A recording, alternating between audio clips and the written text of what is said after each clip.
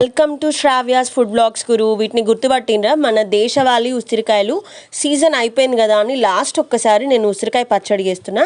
దానికోసం కిలో ఉసిరికాయలని తీసుకొని శుభ్రంగా కడిగి తుడిచి స్టవ్ మీద కుండ పెట్టి కిలో ఉసిరికాయలకి 2 కిలోల పల్లి నూనె పోయాలి. పోసి వీటిని ఉసిరికాయలని మంచిగా వేగేదాకా ఏంపి ఆ తర్వాత వీటిని ఒక ప్లేట్లోకి తీసుకొని పక్కన పెట్టుకోవాలి. నెక్స్ట్ ఏం చేయాలంటే ఈ ఉసిరికాయలకి చింతపండు తీసుకోవాలి. ఓకేనా? చింతపండు ఎంత తీసుకోవాలంటే కిలో ఉసిరికాయలకి ఒక 100 గ్రాముల చింతపండు వేడి నీళ్ళల్లో నానబెట్టాలి. ఇది నానుతూ ఉంటుంది. నెక్స్ట్ మనం స్టవ్ మీద గిన్నె పెట్టి ఆవాలు 4 స్పూన్లు, మెంతులు 2 స్పూన్లు, అంటే 2:4 రేషియో అనమాట.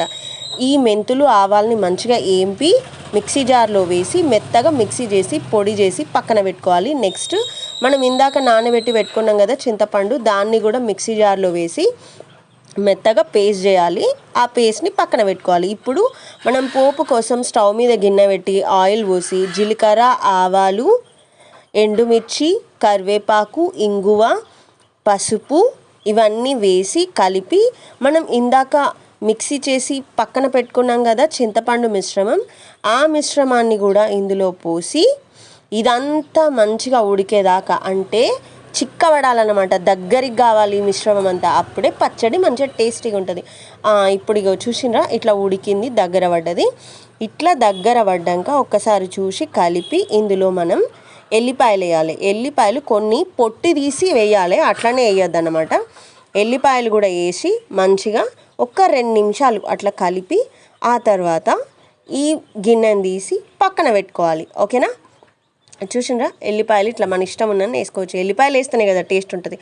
ఇప్పుడు ఇంకా ఉడికింది, దీన్ని తీసి పక్కన పెట్టి మనం నెక్స్ట్ ఏం చేయాలంటే ఇందాక ఉసిరికాయలు ఏంపి పక్క పెట్టుకున్నాం కదా, ఓ గిన్నె తీసుకొని అందులో ఈ ఉసిరికాయలన్నీ అందులో వేసుకోవాలి.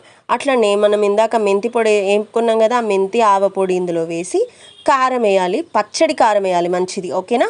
మాది గిర్ని కాబట్టి ప్యూర్ కారం 100 గ్రాములు వేయాలి. ఓకేనా? నెక్స్ట్ 100 గ్రాములు కల్లుప్పు, అదే దొడ్డుప్పు. దాన్ని నేను ఏం చేసిన అంటే మెత్తగా మిక్సీ పట్టి పొడిలా చేసి ఇందులో వేసిన. ఇప్పుడు ఇదంతా మంచిగా పైకి కిందికి మీదికి బాగా కలిపి ఇందాక మనం పోపు చేసి పెట్టుకున్నాం కదా, అది చల్లారినాక వేయాలి, వేడివేడి వేయొద్దు. చల్లారింది ఇది మంచిగా వేసి కలపాలి. ఇట్లా మంచిగా కలపాలి. కలిపి దీన్ని ఒక 3 రోజులు ఊరనియాలన్నమాట. ఇంకా అంతే, మన ఉసిరికాయ పచ్చడి రెడీ అయిపోతుంది. ఆ తర్వాత ఒక గాజు సీసాలో పెట్టుకోవాలి. ఈ వీడియో కనుక మీకు నచ్చితే please like, share and subscribe to my channel Sravya's food blogs గురు. Thanks for watching this video.